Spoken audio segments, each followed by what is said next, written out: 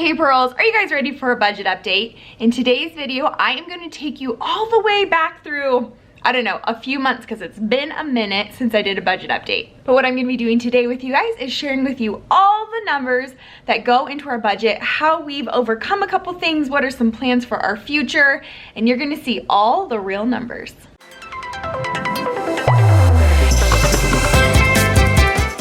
Welcome back, you guys. Before we jump into the computer, I need to let you guys know that my online course, 30-Day Family Finance Rescue, to help you and your family finally stop living that paycheck to paycheck life, conquer the bills, and thrive towards your goals, that amazing online course is opening enrollment on Tuesday. Enrollment is only open for a short amount of time, and so you do not want to miss out.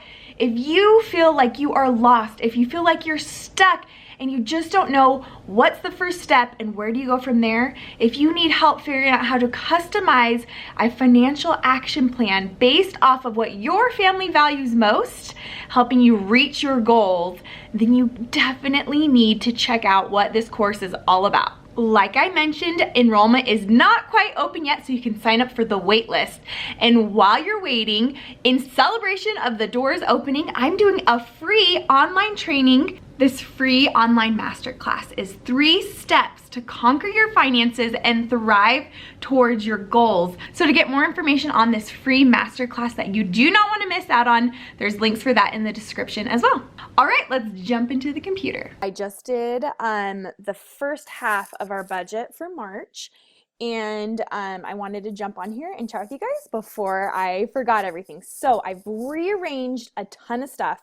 So I want to show you. Let's jump in to our budget for March, and I'll kind of show you what we're doing so you guys can learn kind of some of the strategies that our family uses for running our budget, and hopefully you can pick and choose some things that might work for your family to help you guys get things on track, or just kind of try some things out. So, okay, here we go. So the biggest struggle that we've been dealing with lately is that with income from my business, we haven't really had a great system on pulling money for like my paycheck. So, you know, I kind of just get money trickling in throughout the month for pennies into pearls.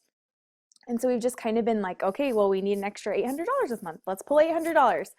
So I'm trying to get it more set where we have a set income from pennies into pearls for our family each month. So that's a work in progress. I'm going to show you kind of like what I figured out so far. Hopefully it's not too complicated because the way we have to move money around. If you're able to, leave comments down below. I don't know if YouTube will have that enabled yet, but you can always go follow me on Instagram and send me messages there, or you can send me emails as well through Instagram. So, all right, here we go. So for the first paycheck from Hubby's job is $25.42, and then I pulled $18.30 as my paycheck for pennies into pearls. Now before, I was kind of like pulling a little bit of money for the first paycheck, a little bit of money for the second paycheck. I moved a bunch of our bills over to the first half of the month in hopes that I can just have one paycheck from pennies into pearls per month and take care of the majority of the bills, and then the second pay period of the month we just use hubby's income. Okay, so hopefully that makes sense. And then these numbers aren't exactly correct because his paycheck was $27.94. But by the time I got into my bank account to pay the bills, this is our balance that was in our checking account. Okay, does that make sense? So some bills have already been paid, like our cell phone bills already been paid. That's why I don't have it here, because all of these numbers right here are auto-populated. So it's already been deducted from our bank account, so I didn't want to double deduct it. So I just set the number over here so you guys could see. You don't need to do this. This is just for viewing purposes. And Netflix has already been taken out. So if I were to add those in and then put back in his total income, then all the numbers would balance. So that's just kind of for your viewing understanding. So what I love about this new template is I have these cool little check marks. You can see how you can check them here. So I check them when I pay them, And then when I come back in a few days later, I make sure that they've cleared, and I check them over here to make sure that they've cleared. That way, when I'm ready to start the second half of our budget and paying bills, then I can be sure that all of the bills have cleared and I'm not using money that's actually not supposed to be in there.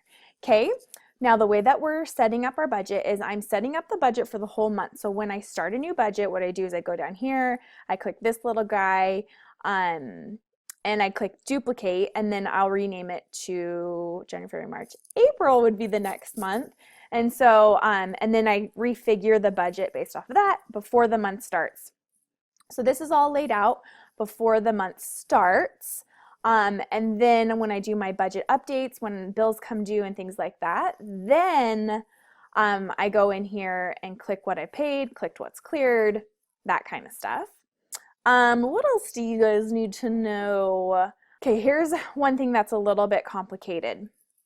So hubby has a side hustle where he flips cars, which is awesome because he has a ton of experience as a mechanic and just knowing what the values are for cars. I wouldn't recommend it to very many people, but it works for hubby and he's awesome at it. So he has like a cash envelope to use on parts to flip cars. It's kind of like a separate cash savings envelope that we have here at the house. So if he happens to buy something online, then I deposit that money into our cash envelope, into our bank account, and then pay off the credit card with that cash. I deposited that money, and originally I was just going to leave it in there for the second pay period and use that to pay off the remainder of our credit card, which is right here. But here's the other complication. This is getting a little bit, hopefully it's not too complicated. The way that I explain it, you guys can understand it, is so we have Capital One for our main family checking and a lot of our family savings accounts. But the bummer thing with Capital One is that here in San Diego, we don't have like any physical branches, and none of the ATMs that are nearby where I normally go to pull cash, you're not able to deposit cash. So we still have our Wells Fargo checking. So I had to deposit the $800 into Wells Fargo, and then I would like transfer it to Capital One. Not ideal. I understand that. I'm hoping Capital One gets some branches here in San Diego soon. Okay, so then let me think where I was. So 800, okay. So instead of moving, so normally, oh, that's another thing that I changed. I moved all of our cash. I used to pull half of it with the first paycheck, half of it with the second paycheck. Now we're gonna pull the full $1160.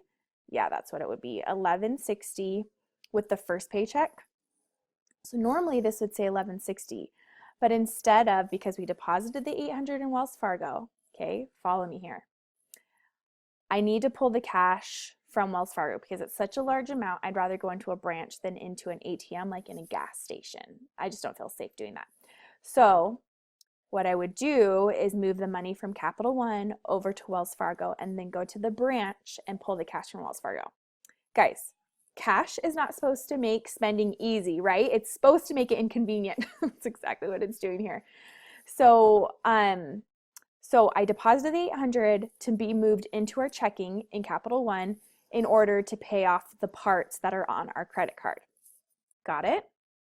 Well, instead of moving the $800 from Wells Fargo to Capital One and then moving $1160 from Capital One over to Wells Fargo, I just cut the difference, moved $360 over to Wells Fargo plus the $800.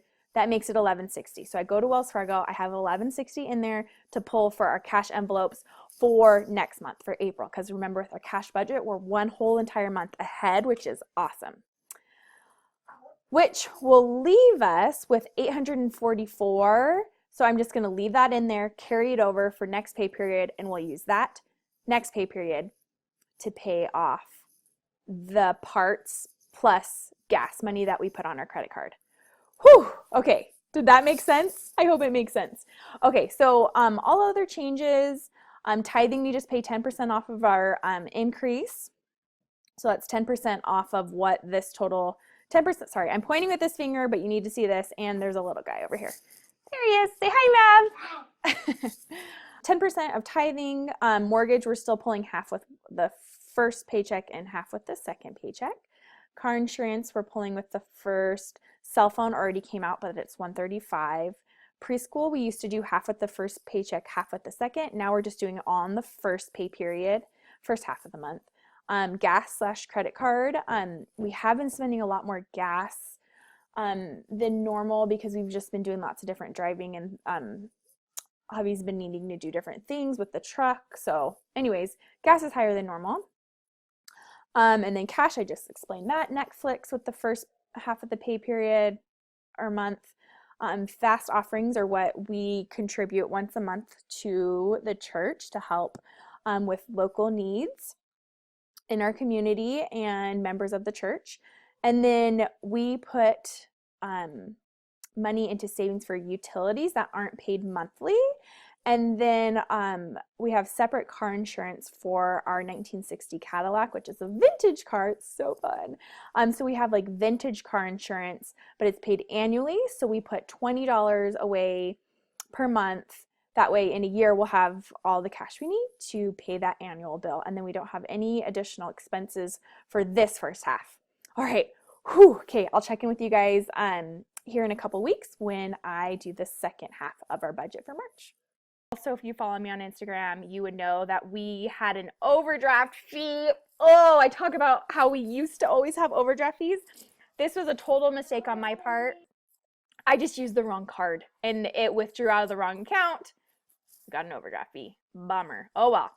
Learn from your mistakes, adjust what you need to, plan for the next time for what you need to, and move on. So you can see that this is the way I'll like put the numbers in, move them around, and then down here we do a zero-based budget. So every dollar has an assignment before we even start spending, and I like to keep like a $30 to $50 buffer down here just for any unexpected things that might pop through that we missed. So again, our incomes are up here. So you can see we pay a lot less bills with the second paycheck of the month. So tithing is the 10%. So it says 29, but that's just because instead of moving $14.50 over to savings and then back over to checking, I just move the money from the different accounts and then pay it off. And then again, the credit card, we had to pay SDG&E. We are working on creating a better savings plan, so stay tuned for that. And then our housekeeping, I don't know if I've shared this with you guys yet. You guys get a sneak peek if you stuck around till the end of this video. And then our AAA registration. And there you have it. Now you are caught up through May. I hope you guys enjoyed this budget update. We feel really strongly that sharing our numbers and being totally vulnerable to you guys is just something that we feel called to do, as cheesy as that sounds, but we really do, because I know when we were trying to get things figured out, I just kept thinking, if I could just see the real numbers, that would help me like understand and take and pick which things I think will work for our family so much better. So that's what I'm hoping for you guys. Now let me know any questions you have down below. We are an open book as long as you're respectful, of course. If you have any requests for videos, if you have any requests for more information that I could share with you guys in these videos, let me know. Thanks you guys for watching. Don't forget that Family Finance Rescue is opening on Tuesday. It's only open for a few days. I will have links down below. I'm also, as part of the celebration, am doing a live masterclass training, and you can sign up. I'll leave a link down below. It's all about the 3 steps to conquer your finances and thrive towards your dreams. Do you know why I feel so passionate about this? Because so many people just feel stuck and think this is just the way my life is going to be. That's so wrong, and I'm going to show you how to change your mindset about the way you're using your money and show you how, yes, you can actually live an amazing life, and you can start today because you already have all the tools you need. So that is a free training that I have that is also starting next week. So sign up using the links in the description box. Talk to you guys soon. Bye.